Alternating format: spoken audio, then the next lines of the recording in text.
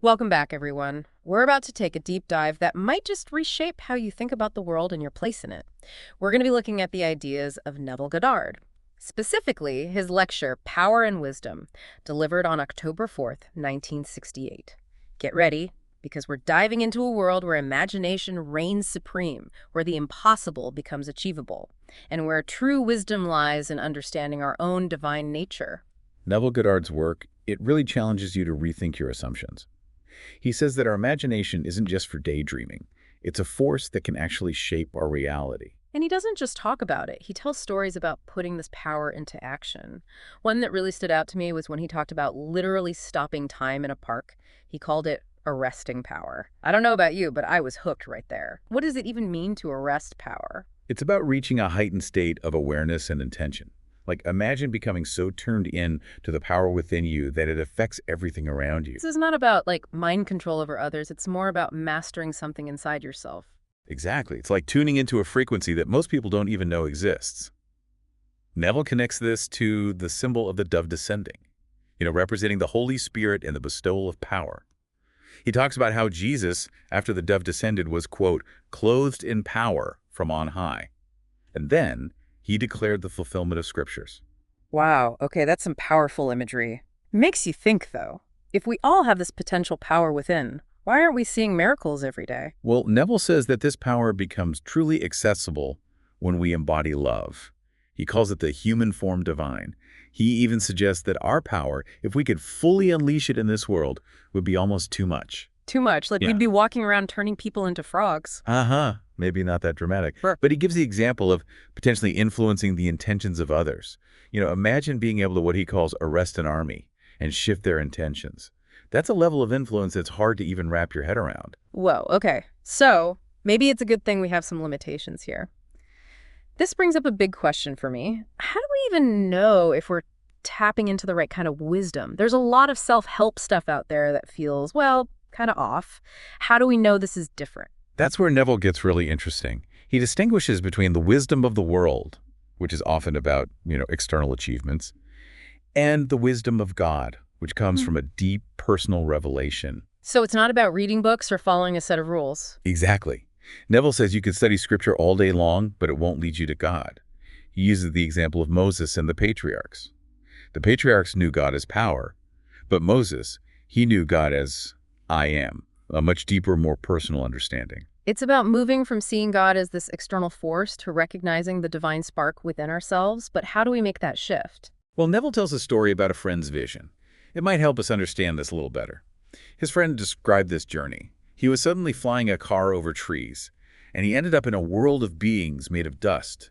And there, a figure tells him, quote, no one can deny you the next 4 reunions with God. 4 reunions with God. Okay, now that's something I haven't heard before. Those reunions are key to understanding the deeper level of power and wisdom that Neville's talking about. All right, I am definitely intrigued. Let's unpack those reunions. We will do just that in the next part of our deep dive. Get ready for some seriously mind-expanding insights. I can't wait. We'll be right back after a short break. Don't go anywhere.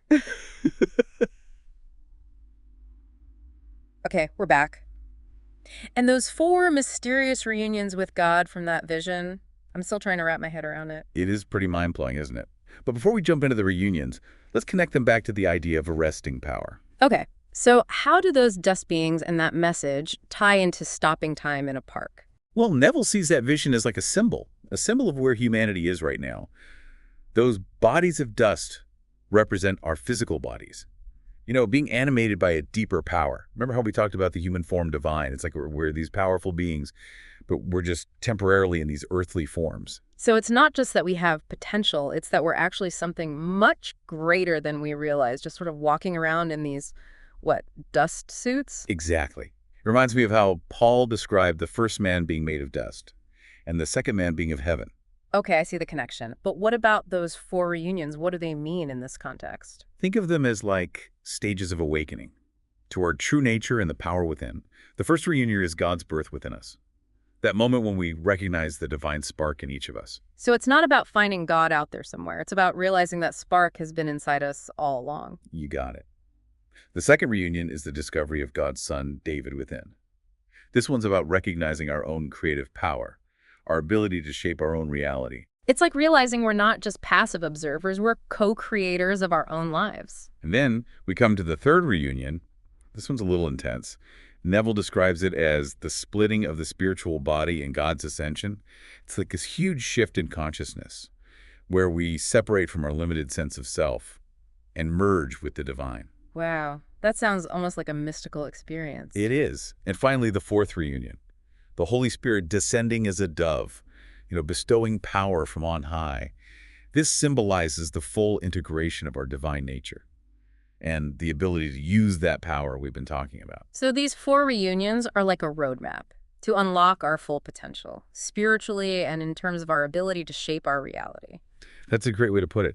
Neville suggests that in this new age, we're all waking up to our true nature. We're becoming life-giving spirits, capable of participating in this grand, eternal story. Okay, so that raises another question for me. If this is a journey we're all on, does that mean even the tough stuff, the challenges, the setbacks, are they part of this story too? That's exactly what Neville teaches. He says that even the fall into division, the experiences of pain and suffering, they all serve a purpose. So even the bad stuff is part of the plan. That's a hard one to accept. I know it can be tough to grasp, but think of it this way. Neville uses this analogy of a sucker plant. It goes through this tragedy, being separated from the parent plant. But it's because of that separation that it becomes a parent plant itself. So our challenges, even what we see as failures, they can actually be opportunities for growth and transformation. That's kind of hopeful, actually. But how does all of this play out in everyday life? I mean, I'm not trying to split my spiritual body or anything, but how can we start tapping into this power? This is where Neville's teachings get really practical.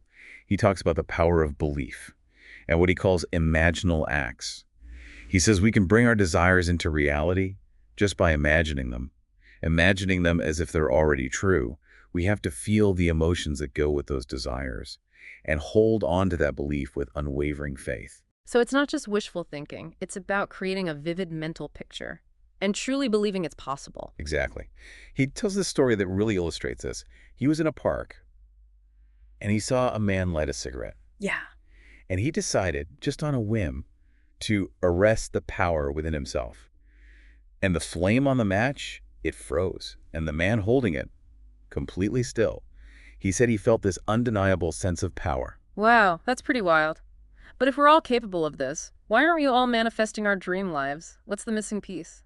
Neville talks a lot about patience and confidence. It's like planting a seed, right? Yeah. You don't dig it up every day to see if it's growing. You have to trust the process, let it unfold. So it's about aligning our thoughts and beliefs with what we want, and then trusting that it will happen in its own time. Exactly. And remember, this whole journey, this divine drama, awakening to our power, it's unfolding within each of us all the time. Every experience, good or bad, it plays a role. So it's not about trying to control every little thing. It's about embracing the journey and learning from every experience. And recognizing that we're not just these limited bodies, but powerful, creative beings capable of shaping our reality. This is definitely making me rethink how I see myself and my place in the world. And that leads us to a crucial question that Neville asks. If you could have those 4 reunions with God, what would you ask? What would you seek to understand? Wow, that is a deep one. It really makes you think about what truly matters. Okay, I think I need a moment to process all of this. But let's move on to the final part of this deep dive and explore how we can start putting all of this into practice. Okay, we've covered some pretty mind-blowing stuff. From stopping time to those 4 reunions with God, my head's still spinning. But let's bring it down to earth for a minute. How can our listeners actually start using these ideas? Well, that's what's great about Neville's work. It's not just theory. He gives you actual tools to put these ideas into practice. He encourages us to start small, with simple acts of imagination. So, like, instead of trying to manifest a winning lottery ticket, we should start smaller. Right. Start with something that you can believe in, something that feels possible, like maybe getting a parking spot right in front of the store or having a really smooth commute. It's about building up that belief muscle, showing yourself that your imagination really can make a difference. So start small, think big. I like that. What about those doubts that we all have? How do we deal with those? Neville really stresses the importance of feeling certain. When you imagine what you want, don't just see it, feel it. Use all your senses. What would it feel like to have that thing you want? What emotions would you feel? Really try to live in that reality. So it's not just visualizing, it's about actually feeling like you already have it. Exactly. And when those doubts come up, Gently bring your focus back to that feeling of having what you want, back to knowing that it's on its way. That makes sense. It's like training your mind to focus on the positive and to trust the process. But what about when things don't go the way we planned? Like, what if we visualize and feel the emotions, but we still hit roadblocks? Neville reminds us that delays and challenges are normal. It's like when you plant a seed.